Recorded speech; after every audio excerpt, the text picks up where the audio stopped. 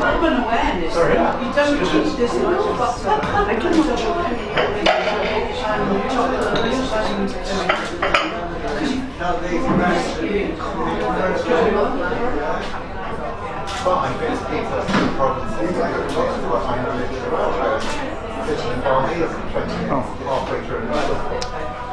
And I've been to your home century.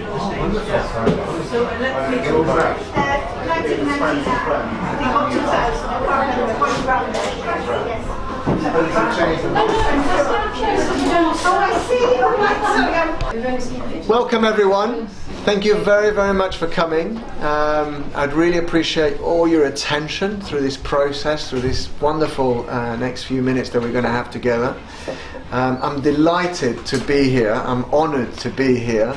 I am one of you guys. I'm in the guild as well, and you know it was my dream come true to write my own cookbook. So I know how you guys feel, and also some of you are, have written many cookbooks, so you know that process as well, which is so rewarding and so enjoyable. Welcome to our restaurant, Andina.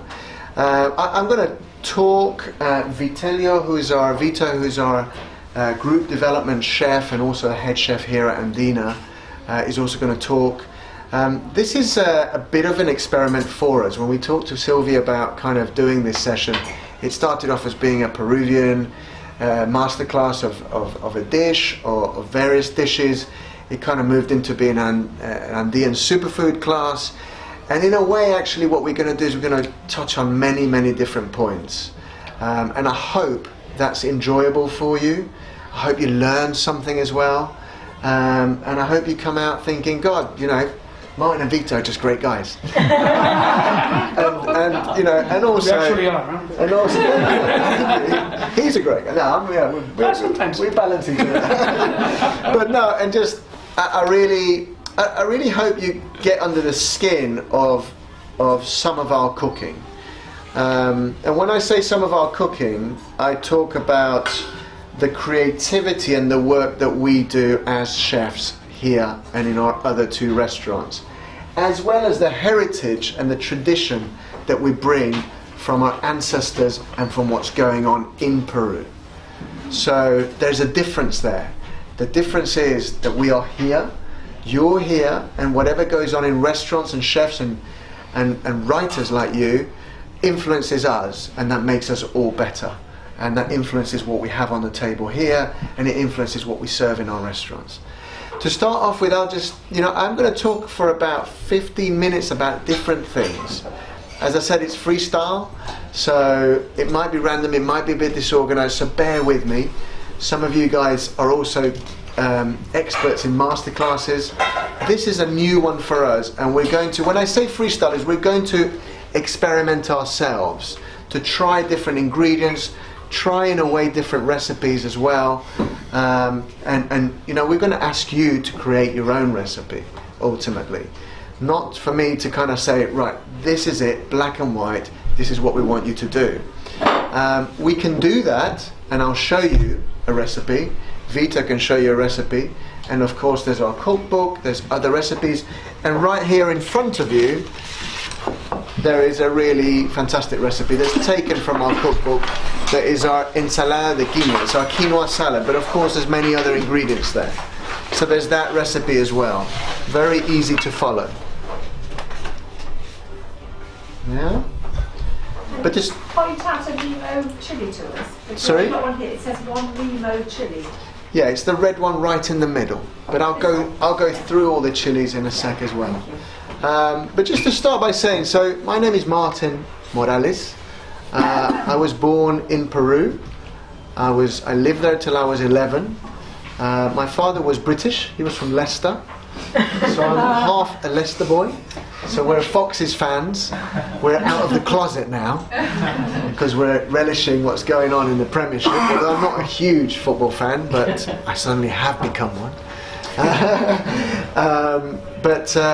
But my father went in the late 60s to Peru and met my mother, and then I popped out after my sister.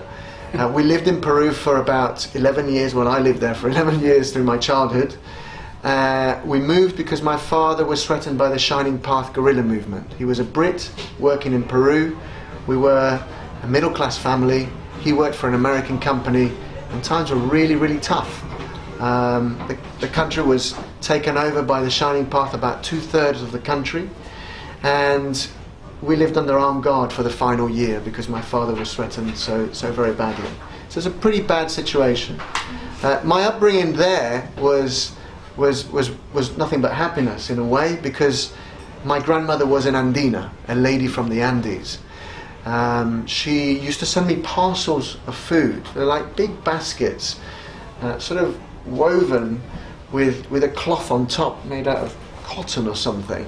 You know, they didn't have boxes, or, you know, that's what they used, big hampers of food about this big, and she'd send those through a truck or a bus. You know, you imagine these buses, they're still there with the chickens and the hampers on the top floor. She used to send one of those to me as a child, full of many of the ingredients you see here. So I grew up with that love for cooking, that love for ingredients, and she was a farmer. So I remember the sort of eggs as beautiful and delicious, sometimes even more than a Burford brown egg, you know, bright orange in colour. I remember the different varieties of quinoa. You know, I've grown up with tens of varieties of quinoa, not just the 3 that we see here today. And different hams and different cheeses, different types of chilies as well. So my relation is also with the land through her. In Lima, I grew up also with my great aunts, her sisters. They taught me how to cook, like many of you. Maybe you had a mama or an aunt or a grandmother, a mother that kind of inspired you. Well, these ladies really inspired me. They inspired me to do something called, they used to say to me as a child, aquí se cocina con cariño, here we cook with love. And that essential ingredient that is not just willy-nilly, it's about the balance of the flavors. We call that sazon in Peru. That's matching the flavors and, you know, really elevating flavor right to the top. So those things were very important as I was growing up, and those things, you know, really excited me about the whole variety of Peruvian food. So I grew up in the coast in Lima, and I had this relationship with the Andes, and once in a while we would also travel to the Amazon. So our country's a lot of people sort of asked, you know, why is Peruvian food so exciting? Why are people so interested? Well, many times it's because, especially what we're doing in our restaurants as chefs, we're trying to introduce you to all the variety of Peruvian food. And we have a lot of variety. And that's manifested because we have many regions. We have 24 different provinces.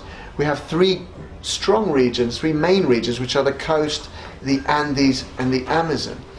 And we have a lot of different ingredients grow at different altitude. So all of that gives variety.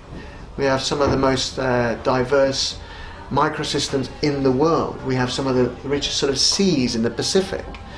And then, of course, we have thousands of years of indigenous cuisine, indigenous ingredients, native ingredients that date back 7,000 years. The oldest peanut was found in Peru, apparently, and different types of tomato and bean. Of course, they say about 3,500, and please, you know, you might have different figures, but they say about 3,500 varieties of potato in the world, and 2,500 come from Peru. Different types of chilies that are native in Peru. A lot of the ingredients here that are native in Peru share their kind of source of origin in Peru or the Andes, or Peru, Bolivia, Colombia, Argentina, northern Chile, etc. And then in the last 500 years, the migration of Spanish, Italian, Chinese, Japanese, and African people. All of those guys have been coming, you know, arrived in our shores for different reasons. Some tough, some looking for work, some slavery, etc. Some colonizers, obviously. And they left their mark, and they settled, and they became Peruvians, Peruvian Italians, Peruvian Japanese. So we have this incredible cuisine that has Afro-Peruvian as a key area. We have this incredible cuisine that's Italian Peruvian. We have incredible cuisine that's Nikkei, that's Japanese Peruvian, or Chifa, that is Peruvian Chinese.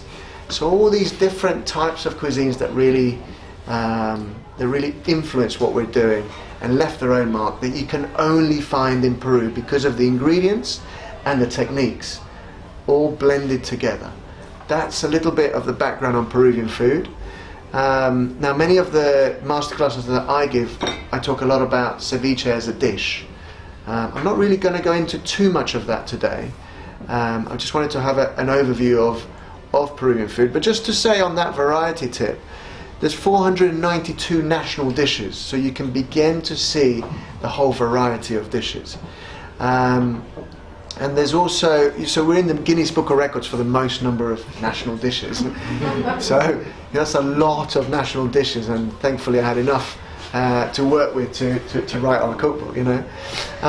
So yeah, so that's a little bit of the background on Peruvian food, some of the background of my upbringing. Deborah, could you put the temperature up just a couple of notches? I think if I'm getting a bit cold, maybe others are. Is everyone warm enough? Warm. Is everyone warm enough? Yes. Okay, perfect. Leave it. It's fine. Just to indulge you, and I'm not going to indulge you too much, you know. I'm going to pass around these dishes. These contain some of the ingredients that we've got on the table, but you can see on these dishes, and I wanted to show you this because a lot of you are new here at this restaurant, and I'm really excited that you are here, but you know, I need to tempt you even more so you come back and so you appreciate the work that goes on in this particular restaurant, because we have three unique restaurants. When we started Ceviche in Soho, that was 4 years ago. The story really is, the truth of what happened is, I have been cooking since I was 9 years old. I've loved cooking through the love of my aunts and my grandmother, and when I came to this country, that's how I made friends. That's the language that I spoke, was through cooking, to make friends. 13, 14, 15.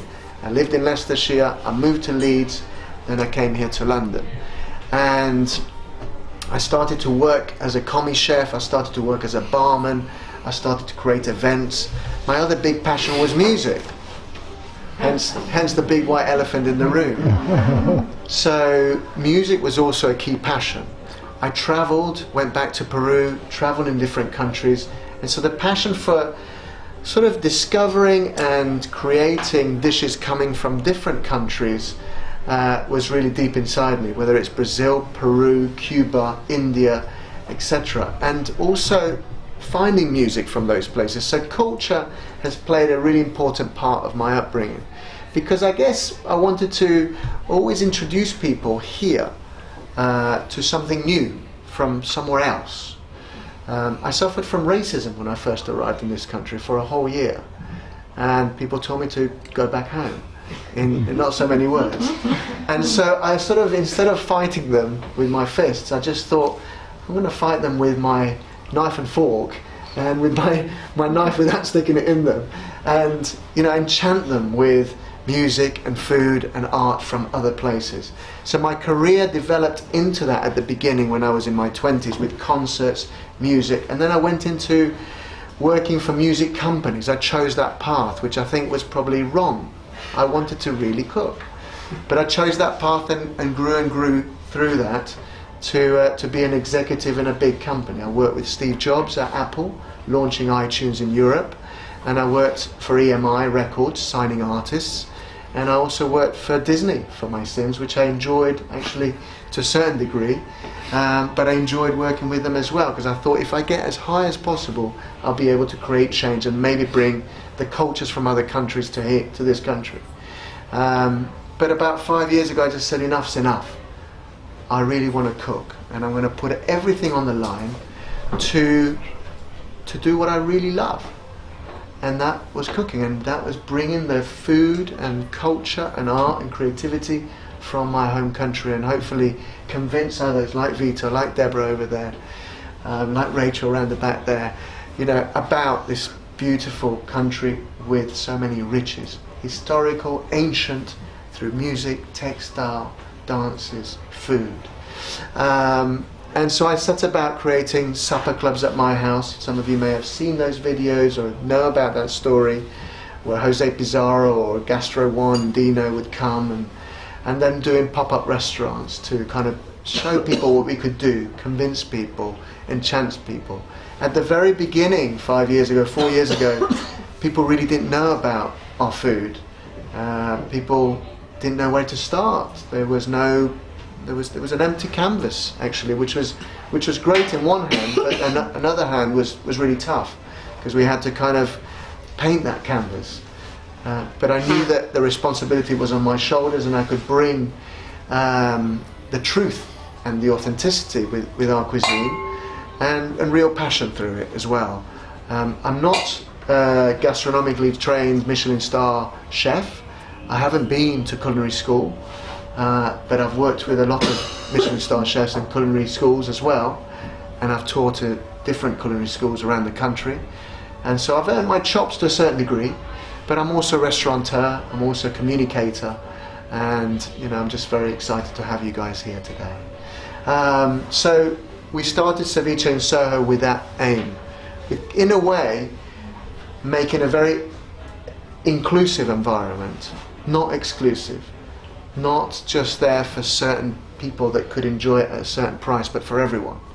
We could have chosen to aim for something that was very exclusive, but no, I wanted to create something in the center of London to really show people the variety of Peruvian food, particularly the beginning of that coastal Creole cuisine that I grew up with some of the dishes of my great aunts, but also having, in a way, a Michelin star of fine dining level, but without the fuss. I always say, no disrespect to Michelin star restaurants, but that's what we wanted.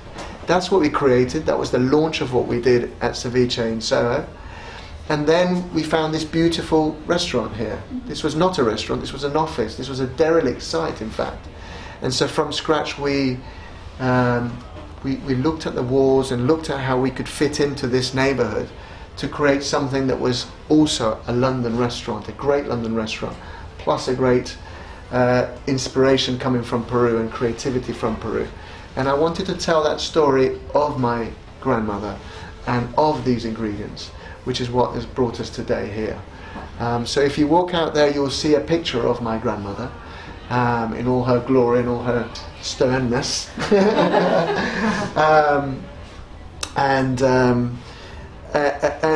we've been open here for 2 years. It's been a fantastic journey. Vito has been with us as a head chef here, and now he's our group development chef as well. So he's been a key part of all of this, and he's a key part of these 3 dishes. The last thing to talk about before I jump into serving you these 3 dishes, but you're just going to have little tasters here, is Ceviche Old Street, which is our newest restaurant, probably the most complete of our restaurants because it's bigger. Again, it's a restoration that we've created with the building. It's a beautiful building, built in 1898 by Sir Thomas Lipton to feed working people of East London. And we wanted to bring that Victorian feel in the restoration, but also the same era Peru through the dishes as well. So each of the restaurants is completely different. Each of the restaurants is unique menus, team, design, even though they might have the same names. I hate that word chain, we're not creating that. Some of you guys that have your own restaurants know how that feels to have 2 different locations. We're creating a group of individually loved restaurants that people are excited about with its own dishes and traditions. And Vito and I and a lot of our team travel to Peru to investigate new recipes.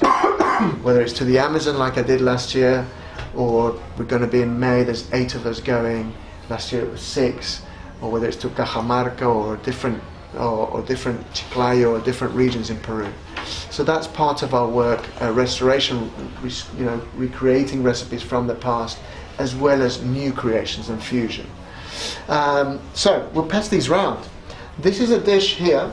How beautiful that is, a creation by Vito. This is a dish, if you want to explain that dish. Yeah, why not? In this dish we use a particular potato from Peru, which is the purple potato. Okay, it goes together with avocado, superfood. We're very focused on that, and as we're having this masterclass, with tuna tartare, a little bit of rocoto chili, and some red vine sorrel. The idea of the presentation of this, it was to create an edible garden kind of thing, like a basket where you can plant your greens. Okay, so it was the main idea to present this dish in the way it is right now. Okay. So so it's called causa puno. Causa means the cause. The cause. Why is it the cause? It's a type of dish. Like ceviche is a type of dish. There's thousands of recipes. We have some of the most delicious ones, and we've inspired many other chefs with some of our recipes. Causa is also a type of dish. Causa means the cause because over 100 years ago there was a war between Peru and Chile, and there was nothing left but potatoes.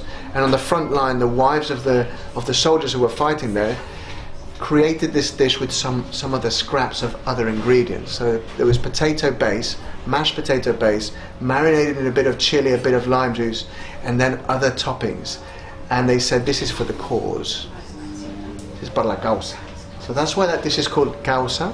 Puno is the region the province where Lake Titicaca is, high altitude. A lot of quinoa comes from there as well, actually.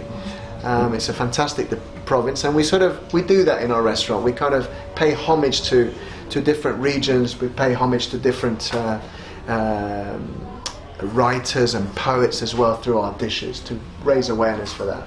So that's causa puno. Sorry, how do you spell causa? C-A-U-S-A. Yeah, I thought so. You want to pass this round as well.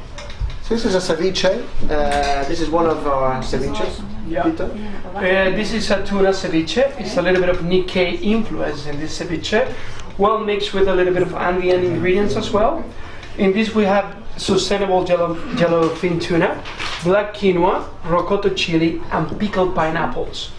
Garnish it with pickled onions and black radish. Okay. The ceviche, as you know, is a raw fish, or some of you know. It's a raw fish that is marinated in citrus juices. In this case, we prepare marination with a rocoto, which is a chili from the north region of Peru, from the Andean region. Well, you find it in Arequipa as well. Is it Andean? It's most Andean, no? Yeah. It looks like a pepper, like a red bell pepper, but it's a smaller size with thicker walls, and it's very fiery. It's a very, very punchy ingredient.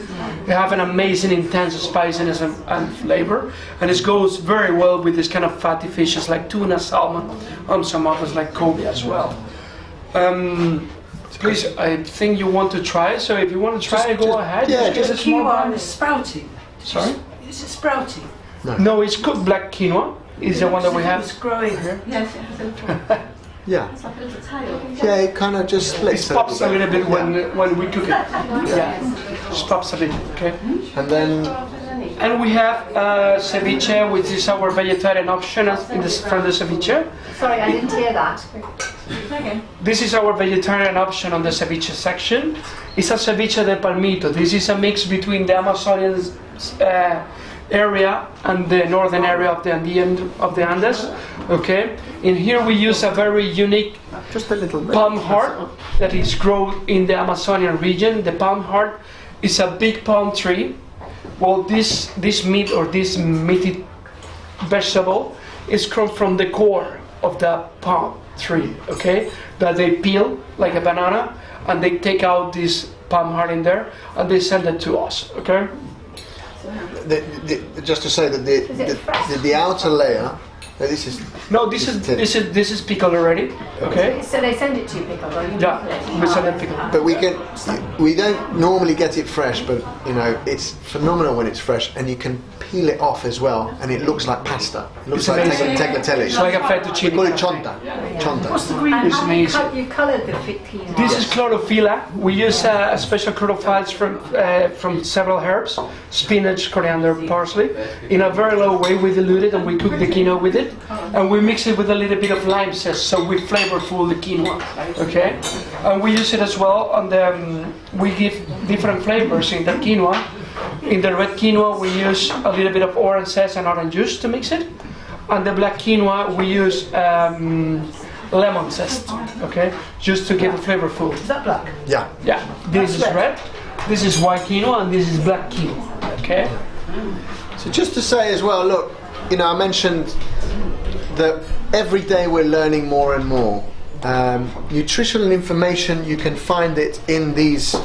This is a nice little card that we created for Andina. When we first launched this restaurant, we thought, you know, are we crazy to launch this restaurant? Everyone said, oh, you should launch the same thing that you've got in Soho in Shoreditch. And we said, no, you know, we want to tell a new story. We want to really introduce new ingredients, be pioneers again, and, you know, bring some ingredients here. Are we nutritionists? No. Are we chefs? Yeah. Are we cooks? Yeah. Can we learn? Of course we can. So every month we're learning more and more. But just to give that introduction, so as not to preach to our customers, like some people write it on the wall, etc., which is also cool, but we kind of created these little things here to put on the table, and which has got nutritional information, a little bit of background, a little bit of a glossary of names for our dishes, and these have lived there since we opened, and we changed a few bits on the back. So you've got them there. We rinse it very well. We wash it at least 3 times to lose any impurities. Yeah, and then we cook it from boiling water, and we count the timing.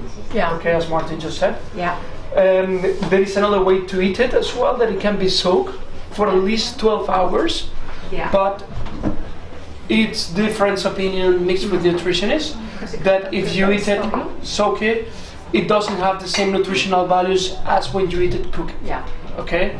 So yeah. So there is a very mixed opinions regarding that. Okay. So we prefer to cook it here in the proper timings to have different textures and different flavors as well for each quinoa. Okay. I'm sorry, I didn't get the time. White was 12, 14, 16. 12 white, yeah. red, Yeah. 14, Yeah. 16 black. I've been to markets in Lima and food fairs that are where there are 35 different types of quinoa. If you cook it in the proper time and temperature, normally we cook it on a steam or we just roast it. Yeah. Okay, we never boil it straight away, because when you boil it, it lost a little bit the temperature, it lost a little bit of the color. But if you want to keep it boiling, you only if you want to cook it in water, you just need to keep the water in simmering, not over 90 Celsius degrees. Okay. Do you get this from the UK? Because they Yes. grow in the UK, don't they? Yeah. So we do everything we can to source the majority of our ingredients from the UK. It's very important for us to, you know, when I started all of this, in a way I wanted to, you know, have a really great legacy. It was really important to create a restaurant that was sustainable, that works with the local community, that knows how to manage waste, that knows how to treat its employees right. So all of those things have, you know, given us the possibility of, we won from the Sustainable Restaurant Association, we won the best new improved sustainable restaurant in the UK last year. So that's the measure that we're very proud of in terms of that. So I think it's about 93% of our ingredients are UK sourced and about 7% Peruvian. And when we started this journey as well, a lot of these ingredients were not easily accessible here at all. So we had to work through third parties or direct from Peru to convince them that we were creating something new that they should also supply. Do they grow your peppers for you? Yes. Yeah. I mean, but you know, obviously a lot of the ingredients based here, some of which are now grown in Europe, but some of which do come all the way from Peru. So we're going to go through those now. So we'll start with the different types of quinoa. So we've got the different types of quinoa. We've got the red quinoa, the white quinoa, the black quinoa. Just here. So this is what they're like. You've seen these obviously, but these are what they're like without cooking. And we've mentioned some of the cooking styles. You can also do quinoa pop, right? Yep. So Quinoa flakes.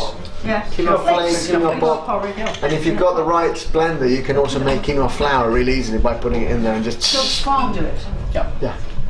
Yeah. So I mean, I use quinoa flour for completely replace, you know, other flour. Variety in flavour. Yeah, it's a lot nuttier, the black quinoa. More smokiness, more earthy. Yeah, and it's a little. The texture is also crunchier on the black quinoa. I mean, I guess we use it like that. We use it for texture. We use it for flavour, and obviously for nutrition. It's a phenomenal protein. It's sort of like the ultimate protein.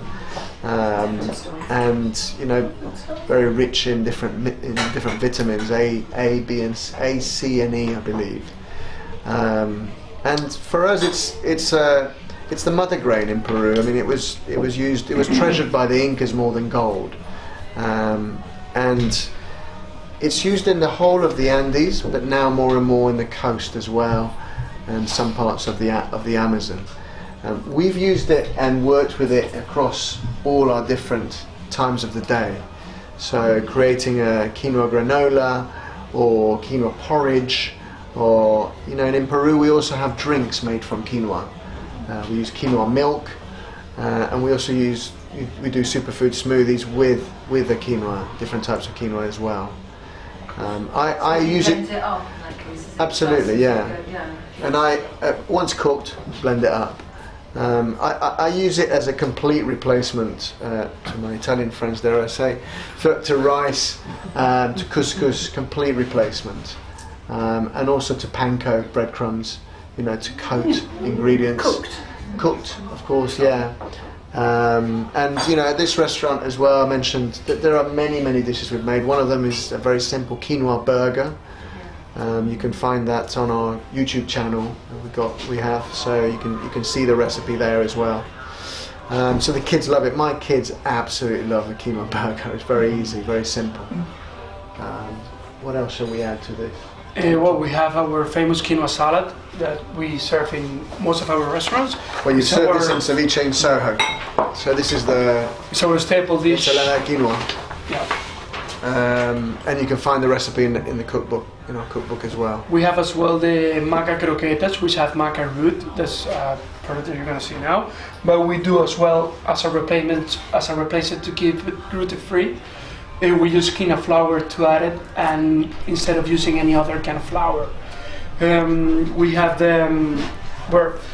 our right now the granola andina for our breakfast as well. We used to have the quinoa porridge and the croquetas and the quinoa croquetas as well. Okay. And you made lots of nice little biscuits as well. We have the quinoa pancakes with the butter beans for the taku quechua, which is part of our menu. So there is a lot of products that you can use. Pancakes. Yeah. Quinoa pancakes. We use the quinoa pancakes as well. Do you have some maca here?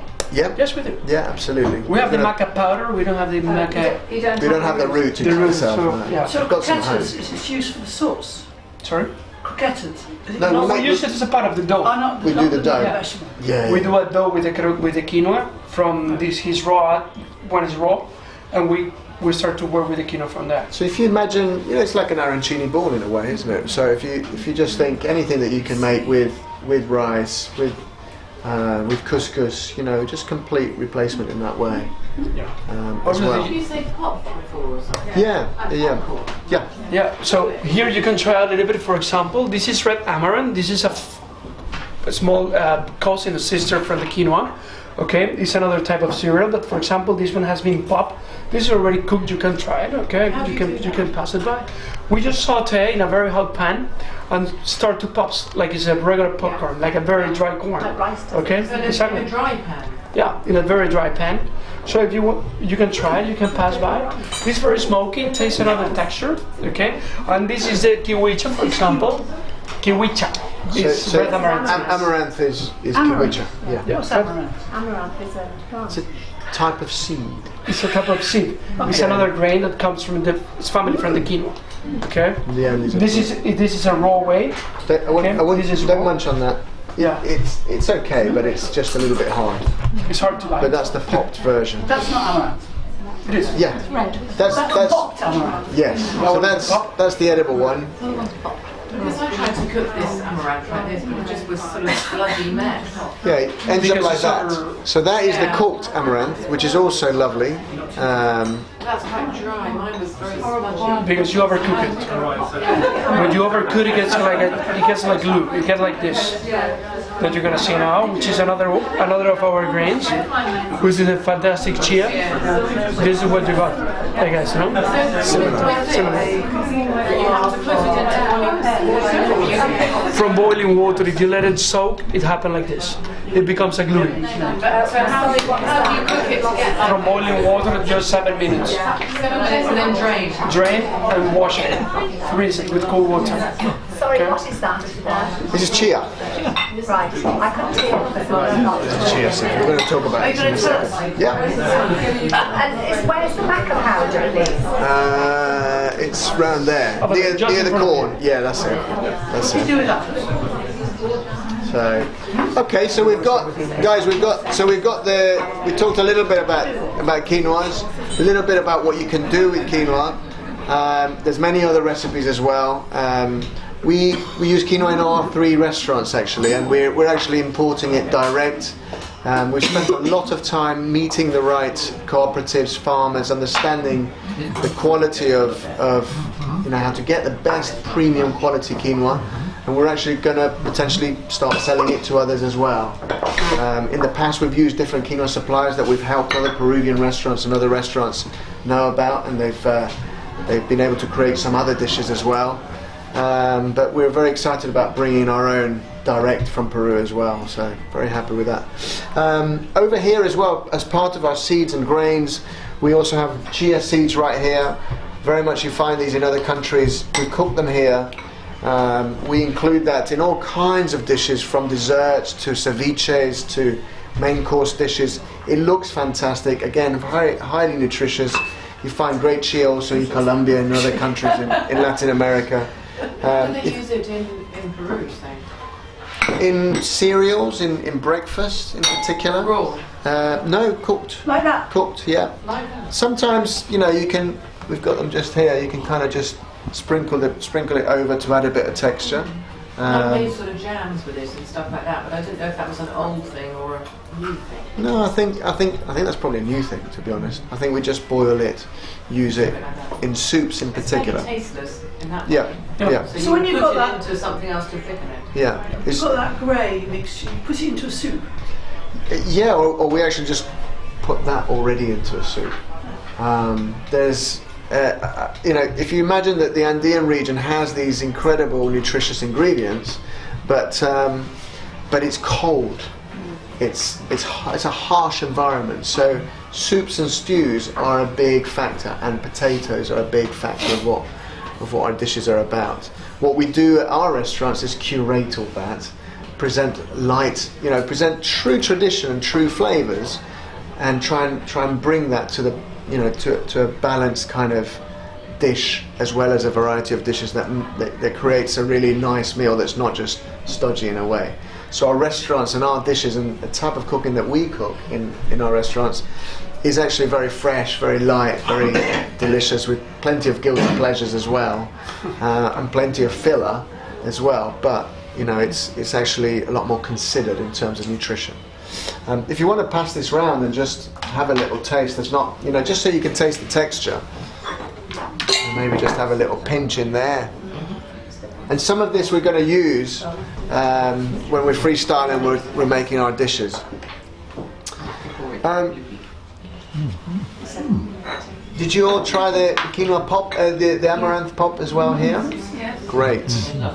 Also just there, we didn't try that, but that's the amaranth already cooked, just boiled, cooked. Yeah, just there. So continuing down here, we've just got some sweet potato in there that's cooked, and some heritage potato as some black truffle potatoes, as Vito said right there.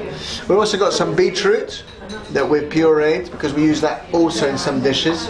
Again, the beauty of our dishes, we really like to work with the visual aspect. So the greens and the bright purples and the violets. We really like to create pretty dishes that look great and they're full of colour. And I always think the ones with the most colour are the most nutritious as well, in a weird and wonderful way, because we're retaining those. Moving down there, there's also, you'll start to see the corns. Now in front of you there's some corn as well that you can just have a little munch of. It's lovely. Just be careful, sometimes they're a bit hard, so use the side, use your molars. A little bit with these. Have you made these? Yeah. So why don't they pop? Why don't they pop? Why don't they? They do when you bite them. No, why don't they pop into popcorn? Because they're a different type of corn. Different type of corn.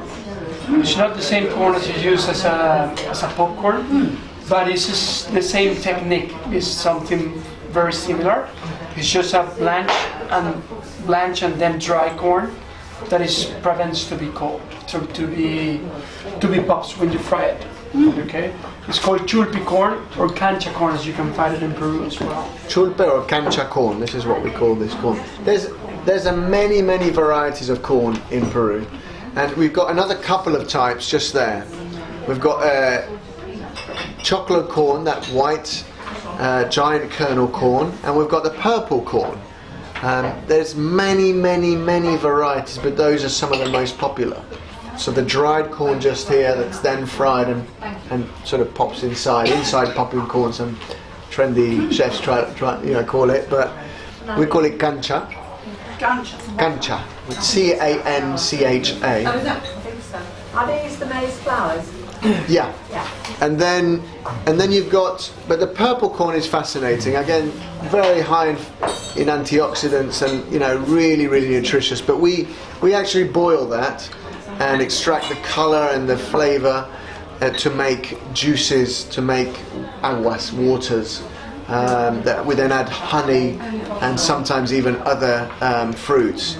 And one of our most popular drinks in Peru is called chicha morada, purple chicha. Chicha used to be a brew actually, but this is not a brew, it's not alcoholic. Chicha morada is actually a soft drink, but it's made with the purple corn just right there. That's dried and hard, so I wouldn't suggest that you bite into that. And the chocolate corn is cooked, but it's cold. I don't suggest you eat that right now, but sometimes when it's nice and warm, it's really fantastic. That comes from the valley of Urubamba, which is where Cusco is, where Machu Picchu is. That corn is really special. It's kind of really more the ancient corn. It's where the real corn comes from, in a way. Is that the original? Yeah. Yeah, that's what we think. But it's kind of not been sort of. Yeah. But you can't eat it now. You can try it if you want, but it's the white one, not the purple. The white one, yeah. Not the But I think it nice and warm, nice and hot. We serve that as part of ceviches. We serve that we make tamales from that. We serve that in a whole variety of dishes as well. So That comes from Peru. that comes from Peru. Both of those corns. Is it like the Indian corn that's all multicoloured? We have those as well. And do you eat Different types of corns. Yeah, of course. Of course. We source them from Peru. From the Valley of Urubamba. We bring them, yeah. Some of them come dried, some of them come frozen. That's how we bring them. Sometimes, occasionally, we get them fresh, but very occasionally. Is it a unique species for Peru, or it reminds me of something I've seen in the American South? Yeah. I think there must be. We think that particular one is unique to Peru. To, as I said, this region called Urubamba. But we've had Mexican chefs come in here and go, "My God, how did you get our corn here? We've never seen it in this country." And we sort of said, well, it sounds like there's, it's got lots of brothers and sisters and different varieties in Mexico, southern US, etc. Bolivia, and South US. But when it's nice and hot and juicy and just come out the pan, it's really delicious. So the white one? The white one, yeah. So, and just in front of you, there's also purple corn flour. Purple corn powder. Again, you can use that. That you do find in health food shops. Again, high in antioxidants. You can use that as flour to make tortillas, to make empanadas, to make tamales as well, to make breads. That's from that. Is it just that has been passed through a mill? And through a mill, sorry, and you just get the corn flour. But this corn is normally very dry, so this corn you never get it in a fresh way. That's why it's used to do drinks, flour, and this corn powder. That is another way to use it. Okay. We're on the tubers. We've kind of gone into the corns, but we'll go back to the tubers. Just there. Oh my God! Sorry. What you held there. Okay. I almost killed you. Sorry, my bad. What you held there is called maca. Maca is like it's a root. and it's about that big. It's like a parsnip, like a flattened down parsnip. Again, very highly nutritious. It's grown in the ground, native to Peru. They call it a bit of the ginseng of Peru, and sometimes people call it the Viagra of Peru. I don't know why. But it's supposed to bring you energy. It's supposed to, again, highly nutritious. And you can stick wet your tongue and just wet your a little finger and just poke your finger in there. It's maybe the wrong thing to do in a masterclass, but just to taste a bit of the maca is great. I normally add about a quarter of a teaspoon in my breakfast, or in a smoothie that I'm doing. It can affect you. I think it can. I got kind of palpitations after too much in a smoothie one. I think so. I think so. I've never had it, but I should try that. Just to. If I've had a long night the night before. The flavour's lovely, isn't it? I was thinking, flavour's really nice. Yeah. It's a bit like Horlicks, isn't it? Yes. It can be used in desserts as well, or part of any other preparation. It's like we're doing right now for our new man in All Street. We're doing a macaroon. So it's just a macaroon made with maca. So it's amazing. Just that. Yeah. So it's very beautiful product that you can use in different ways. We serve it here in the morning with yogurt mix and granola, with the granola that we do with all the superfood ingredients that you have in your table. Dev, can you show one, please? What's that? Sneak peek of Yeah. your own present. So it's a very superfood granola that we make here at home. We have around 18 ingredients, and all of them are superfood ingredients. And we make even a higher nutritional breakfast with our yogurt that we mix with lúcuma fruit. That Marty's going to tell you about that. So, But yeah, very rich in calcium, rich in protein. Full of protein. Maca. No, but lúcuma. Lúcuma is at the back there. So very, very rare to find underneath. Yeah, very rare to find this in this country. We bring it frozen. Normally, you might see that in health food shops, powdered. It's an Andean fruit, about this big. It's like a green mango with an orange flesh inside and a big sort of avocado-like pip right in the middle, big seed. That's lúcuma. It's got very fragile skin, so that's why it doesn't travel very well. So that's why you don't get it here. We bring it in frozen, which retains a lot of its nutritional content, nutritional value in there as much as possible, and flavour. Very butterscotchy, very caramelly, really, really delicious. Snake fruit. I don't think. Snake fruit. I don't think so. I've heard of it, but no, I don't. Yeah. I think it's more. no, it's not. It's not. I know. I already got the exact. No, it's not similar. What does it look like?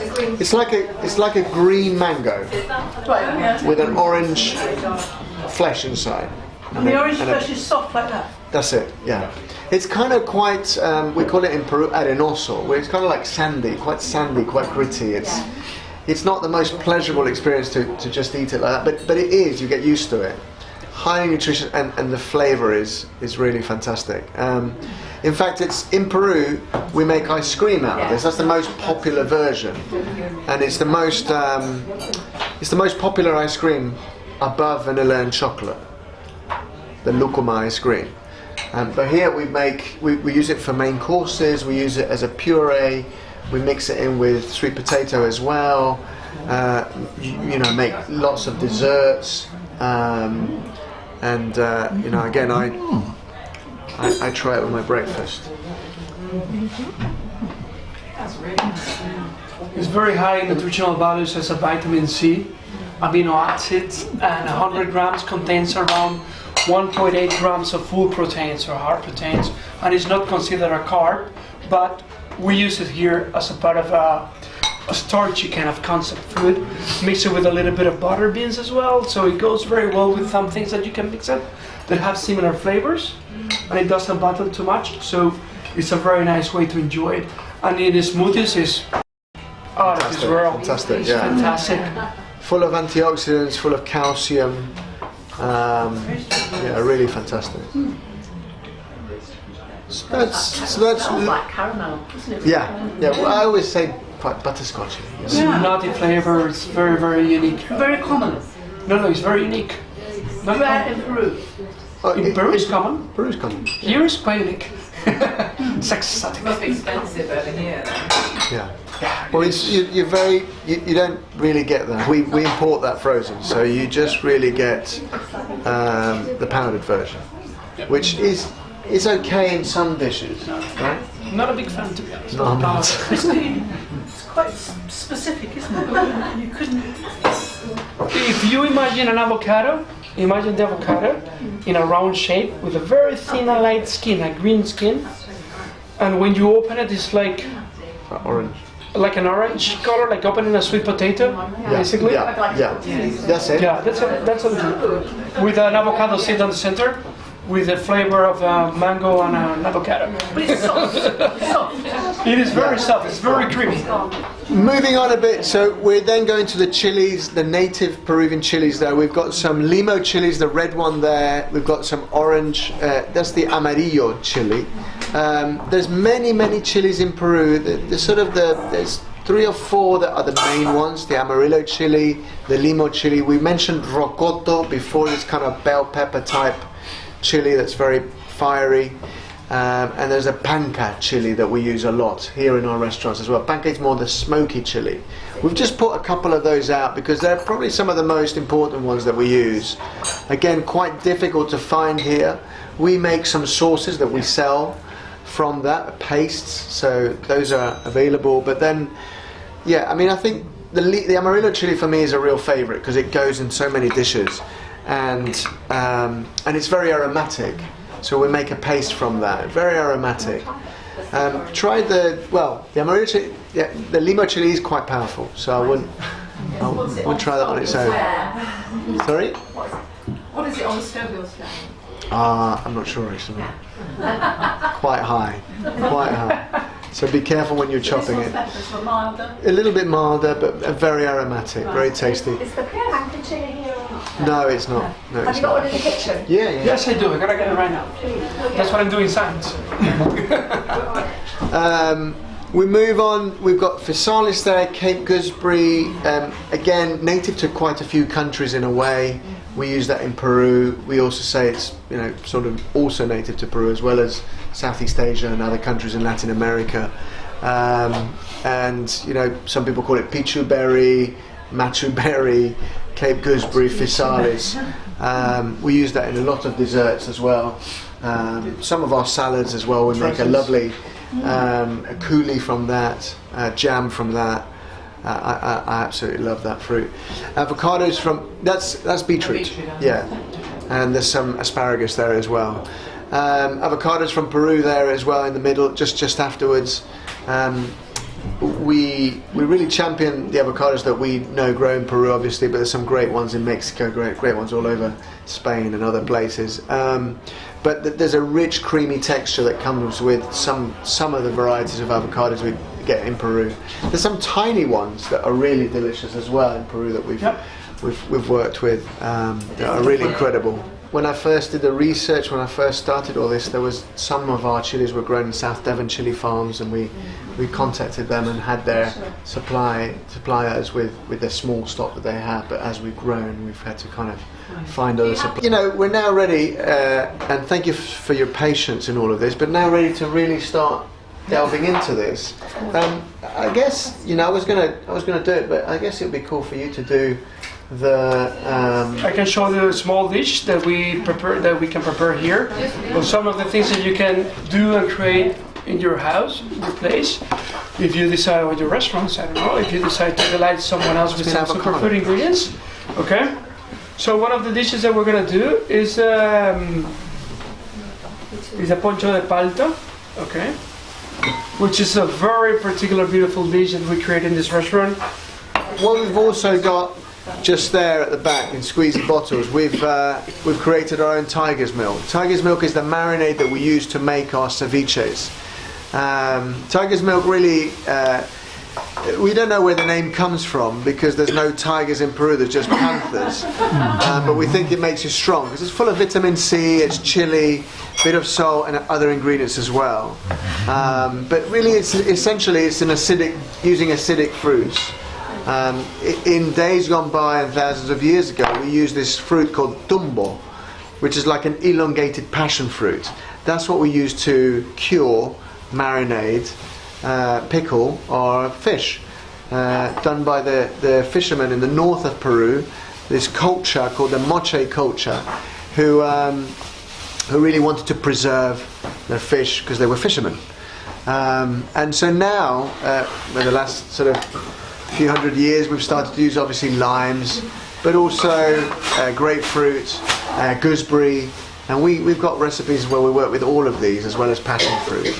So in essence, that's a little bit about tiger's milk. And some of these, we've got classic tiger's milk, right? Yep. We've got rocoto chili, so one with rocoto chili, which is that one there. And we've got an Amarillo chili tiger's milk. The Amarillo chili one is the one that many people ask about. It's also part of the Don Ceviche recipe, which is one of our favourite dishes which we serve at Ceviche in Soho.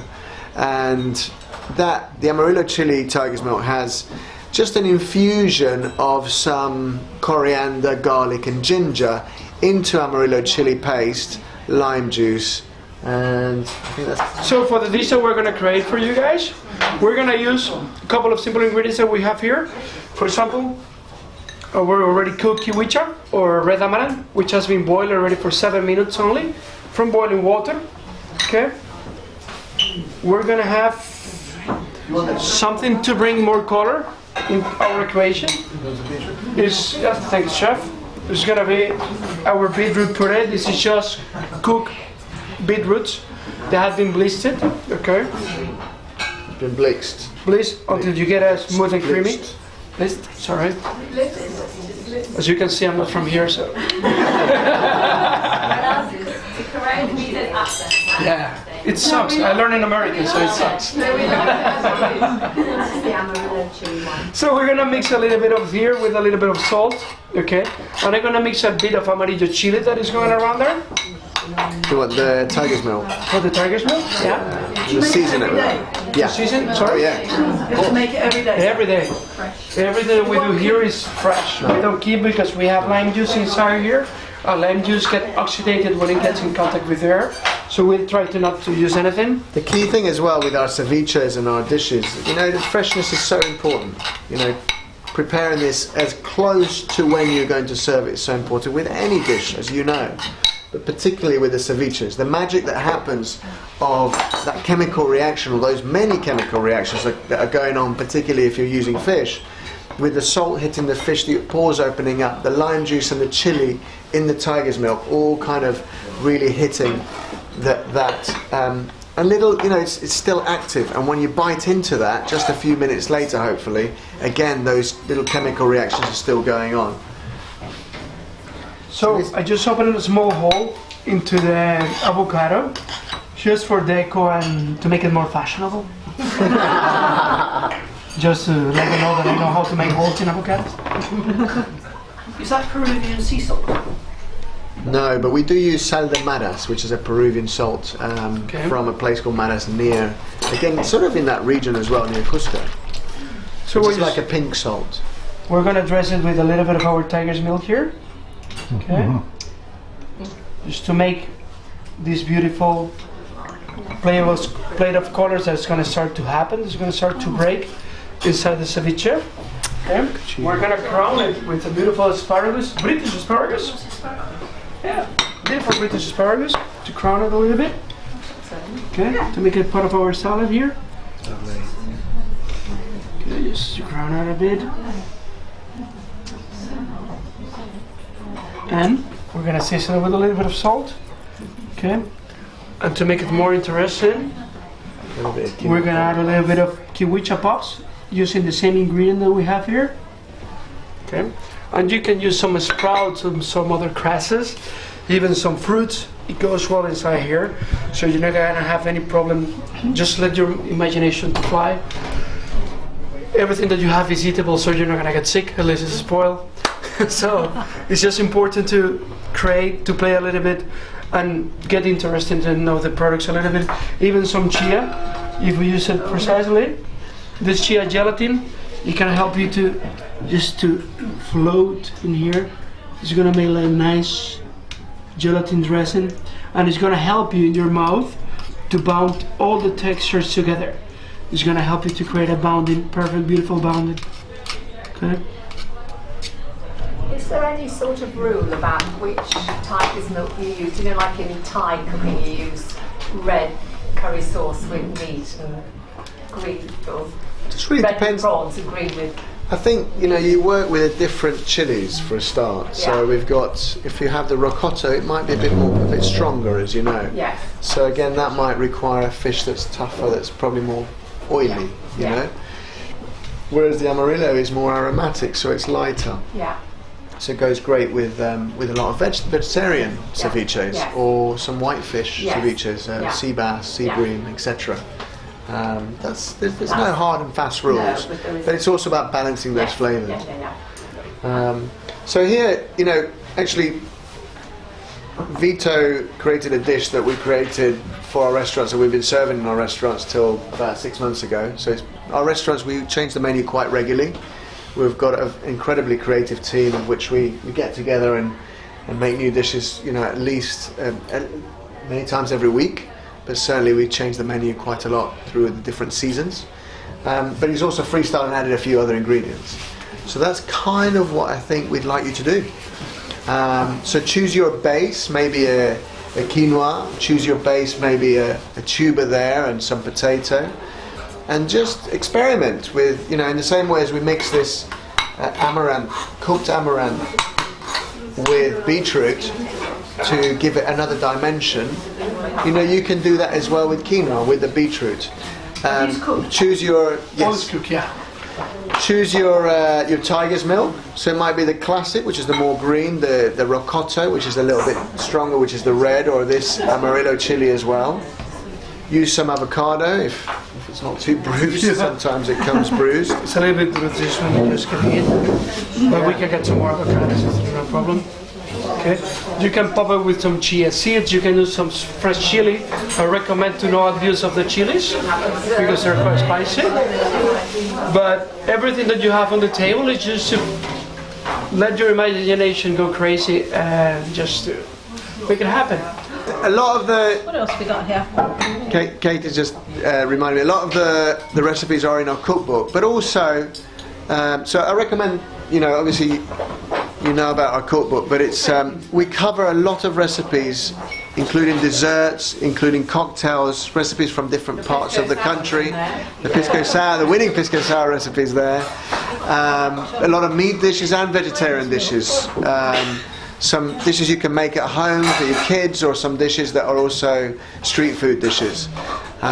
Also, really importantly and very easy for your friends, your family, etc., we have a YouTube channel called Martin's Peruvian Kitchen, and some of our team also post videos there, and every Thursday at 7 p.m. we have a new recipe video on our channel. So there's about 60 recipes and short videos that also tell you behind the scenes of the events that we do, the places we've been to in Peru. But it's, you know, it's a great sort of free guide for new recipes as well.